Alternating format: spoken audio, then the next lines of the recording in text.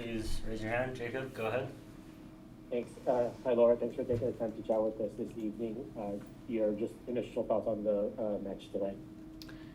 I'm gonna say a word. I say a lot. We didn't have enough quality in the moments we needed it. They had maybe two bits of really good quality. One was a goal, one hit the post or the bar. Yeah, that was the game for me. We controlled it, we moved the ball, but in the moments where we needed some quality, we didn't have it. All right, thank you. Thanks, Jacob. Nico? Hi, Laura. I guess my question, instead of asking like a trivial, do you think the team can still make the playoffs?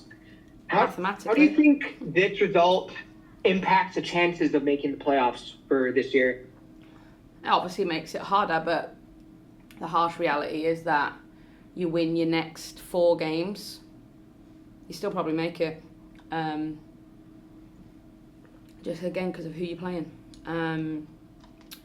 But, you know, have we given away 2 opportunities to get points that would have made our lives easier to make that pathway? Absolutely. So we need to look at that and address that. And I think Monday was different than today. I felt we controlled the game a lot today, which I don't think we did a ton of on Monday. But when we're controlling the game like we did, and we get the opportunities that we did, we have to show some quality in those moments, and unfortunately we didn't. Thank you. Thanks, Nico. Jada? Thanks for the time, Laura. It seemed like Houston came out with a lot more energy than you guys did in the second half. Do you believe that, or what was your message, and then how do you feel that was played out, I guess, in the second half? I don't know if it was energy. I just think that they pressed higher up the field, which we thought that they might. But I think this isn't a new story that I'm telling. I think we were our own worst enemy. We gave the ball away in moments that we didn't need to, in the first half mainly. But even in the second half, we did the same thing. And this league's too relentless, Teams have got good players, Yuki's a good player. She may hit that volley 10 times and score once, but she's going to score once. So, you've got to be prepared to, in those moments, we had enough time to solve that, and get back into the game. And I felt that we created enough half-ish chances to really hurt them in both the first and second half. And unfortunately, we didn't do that. And then with Jordan, you did get her back in the lineup. How did you kind of, I guess, maybe feel about her performance, or did her not being able to train as much have anything to do with some of the misses that she had? Yeah, I mean, who knows? I think, with Jordan, she got herself in the positions that we want to get her in. And fair play to her for going 90 minutes, having not really trained all week. But yeah, she'll be disappointed that she didn't score those goals, I'm sure. Thanks, Jada. Nico? There we go, just kind of mute myself. Just wanted to get your thoughts on the performances from Claudia Dicki and G from today's match.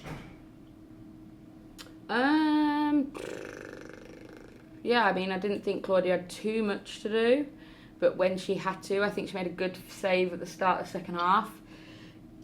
Claimed some crosses, which was great. G, was impactful in the game, created some opportunities for us, which, that's her job. That's what we have her here for.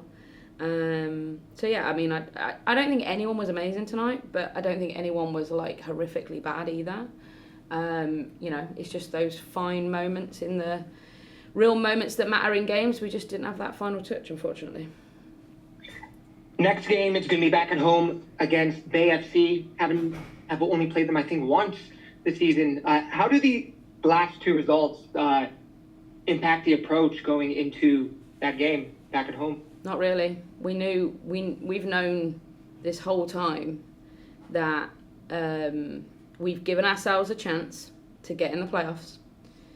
unfortunately, the last 2 results have made that more difficult, but the harsh reality has always been the Bay game, the Angel City game, the Utah game are massive. And Houston at home. You know, like those 4 games, our next 4 games, we've got to win all of them, ideally, and not want to need to go to Orlando on the last game of the season.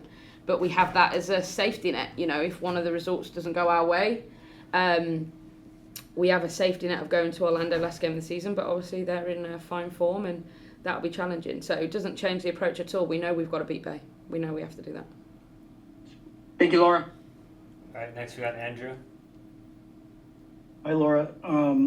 Veronica got some extended minutes out at right back there tonight.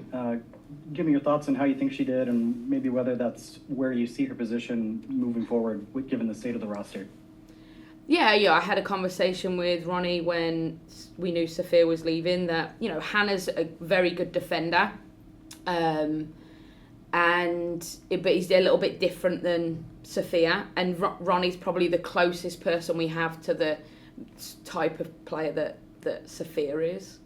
And, you know, some games I think it will be great to get Veronica out there because she can serve balls into the box. I thought she did a great job tonight of doing that. And some games we might need like a true defending right back. But, you know, I think she's accepted that will be part of her role moving forward towards the end of the season. Sometimes it might not be. Sometimes we can play her higher. Tonight, obviously, Hannah got a bit of a yellow card pretty early in the game. So that lent into Veronica getting even more minutes than maybe we'd planned out there. Thanks, Andrew. And then we'll take one more from Jacob. Laura, 2 games without Jess. I was just wondering if you could elaborate as to the extent of her injury and a possible timeline for her return to the field. I don't have one right now, to be honest. We're hoping it can be soon, but we're not too sure right now. Got it. Thank you. Thanks, Jacob. All right, thanks, everyone. Thanks, Laura.